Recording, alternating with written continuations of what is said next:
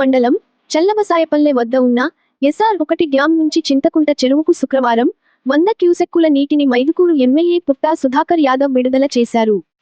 ఈ సందర్భంగా ఎమ్మెల్యే మాట్లాడుతూ, ఈ ఏడాది తగినంత వర్షపాతం లేకపోవడం, అలాగే ఎల్నినో ప్రభావం కారణంగా నీటి లభ్యత గణనీయంగా తగ్గిందని తెలిపారు.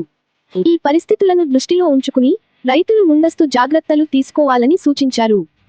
ముఖ్యంగా అధిక నీటి అవసరం ఉండే వరి పంటకు బదులుగా తక్కువ నీటితో సాగయ్యే ప్రత్యామ్నాయ పంటలను సాగు చేయాలని రైతులకు విజ్ఞప్తి చేశారు. అందుబాటులో ఉన్న నీటి వనరులను పొదుపుగా వినియోగించుకుంటూ వ్యవసాయం చేపట్టాలని, తద్వారా ఎక్కువ మంది రైతులు నీటి ప్రయోజనం పొందగలరని పేర్కొన్నారు. రైతుల సంక్షేమం, సాగునీటి నిర్వహణ మరియు ప్రతి నీటి బొట్టును సద్వినియోగం చేయడమే ప్రభుత్వ లక్ష్యమని ఎమ్మెల్యే స్పష్టం చేశారు.